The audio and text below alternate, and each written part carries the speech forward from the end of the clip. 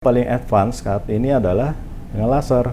Nah, yang terbaru kita punya laser Pico-W di Mandaya ada, dan itu sangat multifungsi sebenarnya. Selain buat anti-aging, kita bisa lakukan treatment lain. Laser itu akan kita lakukan, fungsinya adalah untuk satu, merangsang kolagen. Nah, yang kedua juga memecahkan pigmen sebenarnya. Cuma kalau misalnya ngomongin tentang laser nih, ada yang bilang katanya jangan laser mulu lah, nanti kulitnya tipis. Itu sebenarnya bener gak sih, Dok? Oh, itu salah besar gitu. ya. Jadi laser itu satu tidak mengelupas kulit. Yang kedua, laser itu merangsang pembentukan kolagen. Ya. Kayaknya dokter sering di laser ya, glowing banget, Dok. Ya, begitulah.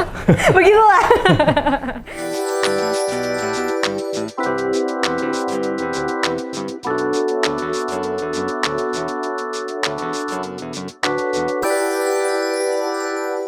Hai Sobat Mandaya, welcome back to Healing Podcast Mandaya bersama saya Manuela Amsal. Dan hari ini kita bakal ngebahas topik yang seru banget karena kita akan ngebahas rahasia awet muda bersama Dr. Wiwi Wijaya di sini. Hai Dok. Hai. Boleh sambil perkenalkan diri?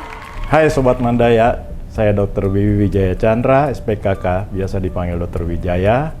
Saat ini berpraktek di Rumah Sakit Mandaya sebagai spesialis kulit dan kelamin serta bagian estetik Rumah Sakit Mandaya. Oke Dok, boleh dijelasin dulu nggak apa sih tanda-tanda penuaan? Ciri-cirinya tuh seperti apa gitu, jadi kita tahu. Oke, penuaan itu sebenarnya mulai terjadi setelah kita mulai puber. Jadi pada usia 20 tahun juga udah terjadi penuaan. Biasanya kulit-kulit itu mulai terlihat lebih tusam, mulai timbul kerut-kerut halus, dan juga mulai timbul jerawat. Jadi banyak sekali mulai timbul masalah di usia 20 tahun. Oke. Jadi di usia 20 tahun itu juga udah mulai ada tanda-tanda penuaan ya? Iya. Kirain aku kayak di usia 40 tahunan ke atas gitu. 20 tahun kan masalah itu mulai stres itu banyak sekali sekarang. Ya, kurang tidur, apalagi pengaruh gadget sekarang. Mikirin ya. pacar. Mikirin pacar, stres ya. Dan stres itu adalah salah satu pemicu timbulnya aging ya. Dan aktivitas biasanya juga banyak pada usia 20 tahun itu banyak kena matahari. Jadi semua itu faktor-faktor yang memicu penuaan lebih dini pada usia 20 tahun mulai terjadi. Oke. Ngomongin tentang faktor-faktor yang memicu terjadinya penuaan dini tuh, tadi sebenarnya dokter udah sempat sebutin gitu kan. Boleh dikasih tahu nggak berarti yang sebaiknya kita lakukan, do and don'ts biar meminimalisir tanda-tanda penuaan terjadi gitu. Oke. Jadi seperti tadi saya katakan bahwa penuaan itu timbul ada dua faktor sebenarnya. Faktor intrinsik adalah faktor genetik misalnya ya, dan memang ada proses penambahan usia itu tidak bisa kita hindari. Tapi yang faktor yang bisa kita hindari adalah faktor-faktor ekstrinsik kita sebutkan ya. Yang paling penting itu adalah sinar matahari. Sinar matahari, kemudian lifestyle sekarang mungkin olahraganya kurang, konsumsi gulanya tinggi, misalnya minuman-minuman kekinian kan. Boba. Nah, itu boba, itu gula semua. Itu semua memicu penuaan dini sebenarnya. Dan itu bisa kita hindari. Kalau misalnya skincare gitu Dok, yang katanya anti-aging yang di luar itu sebenarnya sengaruh apa sih Dok? Jadi seperti kita mandi sebenarnya ya. Nah, kita mandi kan buat menjaga kebersihan kita sama juga kesehatan kulit kita. Kita mulai dari sabun, pembersih harus yang tepat. Misalnya kulit kering ya mesti yang mengandung moisturizer. Kalau yang kulitnya berminyak, kita harus menggunakan sabun pembersih yang buat mengurangi minyak. Kemudian kita perlu toner. Toner ini mengecilkan pori-pori. Kemudian juga mempermudah skincare berikutnya yang kita aplikasikan ke wajah untuk masuk ke dalam kulit kita. Nah, setelah kita pakai toner, biasanya kita pakai pelembab. Dalam hal ini misalnya untuk kasus-kasus kulit kering kita pakai pelembab. Nah, untuk kasus yang berjerawat ya kita pakai obat biasanya untuk mengurangi kadar sebumnya, kadar minyak di kulit kita. Dan yang paling penting sebenarnya saat ini adalah sunscreen atau sunblock. Pentingnya karena penyebab kerusakan kulit atau penuaan dini yang paling utama adalah penyebabnya adalah matahari. Jadi kita perlu sunscreen yang broad spectrum. Yang kita tahu sekarang itu SPF adalah pelindung terhadap UVB. UVB itu yang menyebabkan kulit kita terbakar atau menyebabkan kanker. Tapi bukan pelindung terhadap UVA. Nah, UVA ini sebenarnya yang paling berperan terhadap penuaan dini. Itu yang membuat kita cepat berkerut, wajahnya sagging, pigmentasi, itu semuanya pengaruh dari UVA. Jadi kita kalau mencari sunblock atau sunscreen, nggak cukup dengan hanya SPF-nya 50, 100. Kita harus cari yang broad spectrum. Ada kode PA misalnya. PA itu adalah perlindungan terhadap UVA sebenarnya, proteksi PA, UVA. PA++ gitu. PA+++. Ada yang sampai 3, ada yang sampai 4 sekarang. Ya minimal kita pakai yang 3 lah. kulit kita bisa terlindung. Dan pemakaian sunblock atau sunscreen itu kita harus pakai minimal 2 jam sekali sebenarnya. Oh, kalau jadi yang harus benar. pengulangan, reapply. Kalau misalnya kayak aku kerjanya indoor nih, Dok. Itu gimana? Tetap Apa harus? kita di negara tropis ya. Walaupun indoor kan jendela banyak. Dan kita nggak 100% di dalam, biasanya kita masih tetap keluar. Nah, itu tetap perlu sebenarnya. Dan sinar-sinar nampak ini ternyata sekarang bisa memicu.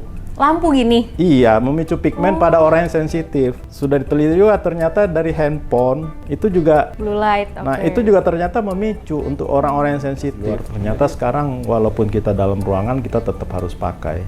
Cuman mungkin frekuensi tidak seperti yang misal 2 jam sekali, mungkin masih kita bisa tolerable sampai 4 jam. Nah, itu tadi yang pemakaian siang ya. Saya jelaskan cukup panjang sebenarnya. It's okay. Kalau malam berarti masih perlu? Nah, yang malam. Nah, di malam ini sebenarnya kita adalah fungsi regenerasi namanya. Jadi kulit kita malam itu pada saat kita istirahat, itu perbaikan semuanya terjadi.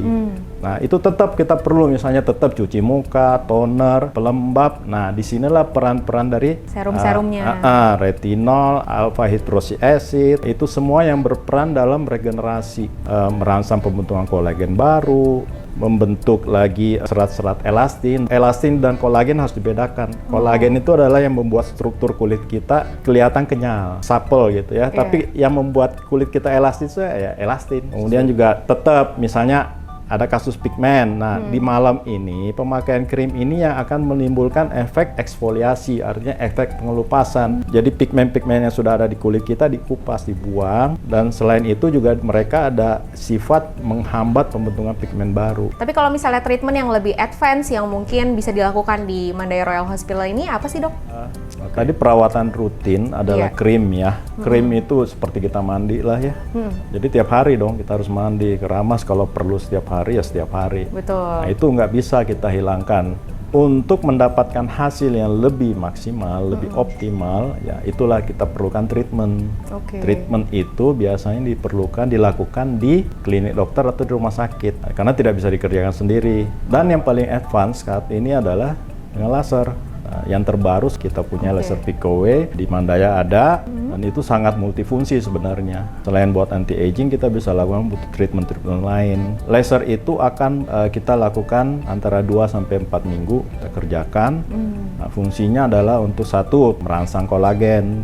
Nah, yang kedua juga memecahkan pigmen sebenarnya, sehingga orang-orang yang di laser itu biasanya kulitnya akan lebih glowing, lebih bersih. Cuma kalau misalnya ngomongin tentang laser nih, ada yang bilang katanya jangan laser mulu lah, nanti kulitnya tipis. Itu sebenarnya bener gak sih, Dok? Oh, itu salah besar gitu. ya. Jadi laser itu satu tidak mengelupas kulit. Yang kedua, laser itu merangsang pembentukan kolagen. Nah, bisa dibandingkan antara orang yang sering di laser dan tidak. Biasanya kolagen itu manifestasinya adalah kulitnya lebih kenceng, pori-porinya halus, kecil, hampir nggak kelihatan. Nah, itu karena kolagennya banyak, malah menebal kulitnya. Kalau dilihat secara mikroskopik, itu menebal kulit orang-orang yang sering di laser. Kayaknya dokter sering di laser ya, glowing banget, Dok. Ya, begitulah. Begitulah. Kayaknya untuk treatment perawatan kulit anti-aging ini so far udah cukup merangkum sih dari yang kita ngobrol-ngobrol hari ini. Jadi kayaknya kita sudahi dulu. Oke. Kenapa dokter mukanya kecewa gitu, masih ada yang ingin disampaikan?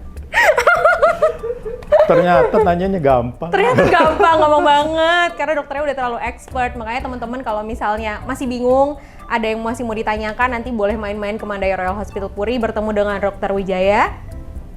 Nanti kita bakalan konsultasi ya, Dok ya.